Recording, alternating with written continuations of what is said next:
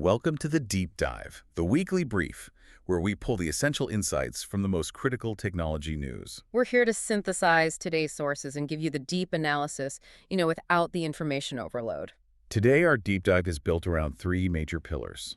First, we're going to tackle the growing crisis of deepfakes and, a surprisingly old-school solution being pushed as the answer. And right after that, we'll get into the hardware side of things, looking at Supermicro's big push for high-density AI infrastructure. Then, we shift to the physical world. We'll cover global policy changes impacting drones, the really explosive rise of the humanoid robotics rental market, and some staggering breakthroughs in manufacturing and even drug discovery. And to wrap it all up, we'll break down 6 trending AI tools that could genuinely change how you work every day. We're connecting the dots between these powerful new models and real-world productivity gains. Let's jump in. Okay, so we have to start with the problem of trust. It's being fundamentally challenged by deepfakes. For years, it felt like this was just a spiraling digital arms race, right? Right. That any defense would just be immediately defeated. Exactly. But now you have New York Assembly member Alex Bors, who has a background at Palantir, and he is actively challenging that idea. He argues that AI deepfakes are not this unsolvable problem. He's calling it a solvable problem. Right. That is a pretty bold claim from a policymaker, especially with what we're seeing out there. It is. And the solution he's pointing to is the widespread adoption of something called C2PA. That's the Coalition for Content Provenance and Authenticity. C2PA. Okay, so what is it? Is it some new AI detection model? That's the interesting part. No, it's not new AI at all. It's actually based on a decades-old cryptographic technique. It's a free, open-source metadata standard. Okay, so what are we talking about here? Think back to the mid-1990s. The challenge then was making online banking secure for the first time. They used similar cryptographic hashing to verify transactions. C2PA just applies that same concept to media files. I want to focus on how it works, because this sounds different from, say, a digital watermark. Watermarks can be erased or manipulated. They can, and that's the fundamental difference. C2PA attaches these tamper-evident credentials directly to the file, and it does it at the point of origin the second a photo is taken or a video is recorded. So if I capture a photo on my phone cryptographically signs it right then and there. Right then and there. And if you then take that image and edit it in Photoshop, that edit is recorded, signed, and added to the file's history. And if I use an AI model to generate a face and drop it in? That step is also recorded. The file always carries this verifiable history with it. You can check its initial authenticity, was it from a real device or AI generated, and you can track every single modification. So the goal is to shift the whole mindset. Instead of asking, is this picture fake? You start asking, what's the provenance of this content? Is it what the creator claims it is? this could be transformative. I mean, you're talking about a tool to mitigate massive risks like election interference, financial fraud, online harassment. But what's the catch? What are the adoption hurdles? It's the ultimate implementation challenge. The tech barrier is low, it's open source, it's free, but the coordination barrier is immense. You need everyone on board. You need critical mass. If Apple, Google, and the big social media platforms all adopt it, the system gains immediate power. But if only a few do, someone can just strip the metadata in a non-compliant app and the chain of trust is broken. It's a fight for digital trust that relies on collective action. Okay, let's shift from digital integrity to physical capacity. I mean, the hardware muscle required to fuel AI's explosion is just incredible. It is. And that brings us to Supermicro, or SMCI. They're a major AI infrastructure provider, and they just unveiled a huge new system architecture designed for this accelerating demand. So what are they optimizing for here? High-volume AI workloads, the kinds that require massive parallel processing. They're launching new NVIDIA-powered systems that offer much better scalability and a lot more processing power. But the real differentiator I'm seeing here is what they're doing with cooling, with thermal management. These AI chips generate incredible amounts of heat. And that heat is the bottleneck for density and performance. They are really emphasizing advanced cooling, especially liquid cooling solutions. Which is becoming a non-negotiable requirement, right? Absolutely. As chips get denser, the heat becomes unmanageable for traditional air cooling. For a provider like SMCI, perfecting robust, efficient liquid cooling isn't a feature anymore. It's a core requirement for any serious AI deployment. It's fascinating. The innovation is shifting from the chip itself to just how you keep the chip from melting. Exactly. And for SMCI, this announcement is a strategic play. If they can execute on these advanced architectures and improve their margins, they are incredibly well positioned to turn delayed AI projects into massive sales. That brings us perfectly to our next pillar, the global reality of AI, moving out of the data center and into the physical world. Let's shift gears now and look at everything else in AI today. We'll take these next few developments at a slightly slower, more measured pace. And we'll start with global policy, specifically the White House's ban on new foreign-made drones, which has now officially kicked off. This is a policy with huge implications.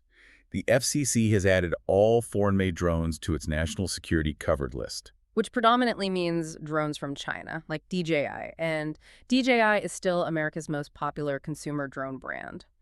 This action effectively blocks new models from being distributed in the U.S. And this follows a June executive order which was aimed at building a strong domestic drone sector. It seems like a very clear strategic move. It is. It's blending national security concerns, specifically about foreign data collection, with industrial policy. The goal is to spur local innovation and manufacturing here in the U.S. So the short-term impact is pretty clear. Higher costs, fewer choices for consumers and businesses. Right. But the long-term goal is for the U.S. to control the foundational technology and the data flow in this really fast-growing market. It's prioritizing security over immediate consumer convenience. Now, speaking of robotics impacting business, let's look at a completely different story out of China. The rise of robotics rentals. This is a fascinating development. A firm called Agibot just rolled out a platform called Qingqian Rent. Its whole purpose is for hiring out humanoid robots for events. What kind of events are we talking about here? And is this actually affordable? It's a mix. They're being rented for trade shows, for security at concerts, business meetings, and yes, even for entertainment at weddings. The advanced model, the Yuanzhang A2 humanoid, rents for about $1,380 per day. That's significant, but, manageable for a major event. It is. And there are budget options, too. The Unitree Joe2 robot dog starts at just $138 daily. The bigger picture here is the market growth. Right, the projections are what's really stunning. The Chinese robotics rental market was about $140 million in 2025. The projection for next year, it's expected to explode to $1.4 billion, a tenfold increase. That kind of growth indicates businesses are seeing real operational benefits, which leads to a critical question. Can these machines handle delicate, high-precision tasks? For decades, that was the barrier. Robotics excelled at brute force tasks, but subtle manipulation of flexible materials was always the challenge. And that barrier may have just crumbled. It has. A robotics startup called TARS just announced a world-first achievement. Their humanoid robot completed two-handed embroidery with sub-millimeter precision. Embroidery, let's just dwell on that. Why is something like threading a needle and stitching so monumental for a machine? Because it requires a synthesis of so many advanced capabilities. You need subtle visual perception, you need precise force control, grip the needle too hard and it breaks, and you need true dual-arm coordination. That kind of dexterity was previously reserved for highly skilled human workers. This could open the door to automating delicate assembly lines for things like clothing or intricate electronics. It's a major inflection point. It shifts robotics from being a tool for heavy industry to being a viable replacement for fine motor assembly. And from manufacturing precision to life-saving innovation. Researchers at the University of York are using automated robotics for accelerated drug discovery. They've dubbed it the drug droid. It's combining robotics with a highly efficient process called click chemistry to rapidly build potential new antibiotics. So for our listeners who aren't chemists, what does click chemistry actually enable? Well, think of it like this. Traditional chemistry can be messy, but click chemistry uses molecular components that fit together reliably and rapidly, almost like specialized Lego blocks. It's clean, fast, and high yield. And the drug droid takes that speed and scales it up dramatically. The speed advantage is just staggering. They were able to test over 700 novel compounds in under 7 days, work that would traditionally take human chemists months of painstaking labor. And did it yield a result? It did. They uncovered a very promising new iridium-based antibiotic candidate. And what's so powerful is that the system wasn't just screening for antibacterial activity, it was simultaneously screening to make sure the compound wasn't toxic to human cells. That's an amazing summary of how robotics is redefining the speed of science.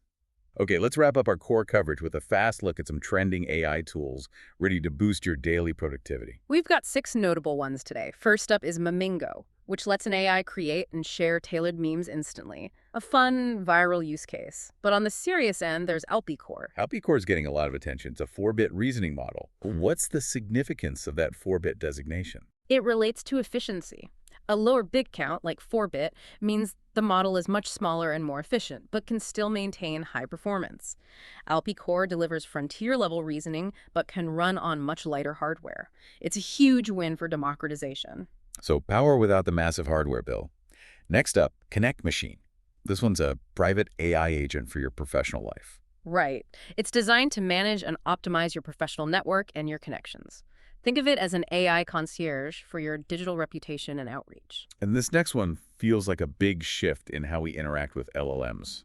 Claude in Chrome. It's a huge shift. It moves Claude from just a text-based chat into an active agent inside your browser. It can see your screen, click links, type into fields, and navigate web pages for you. It's a huge step toward automating web-based workflows. Now, for those who prioritize privacy, WhisperSnapper for Mac is trending. This is a great tool for transcribing meetings or interviews. It uses the Whisper model but runs entirely locally on your Mac, so sensitive data never leaves your machine. Gives you speaker labels, timestamps, everything. And finally, to connect all these different apps, there's FlowDrop v1.1.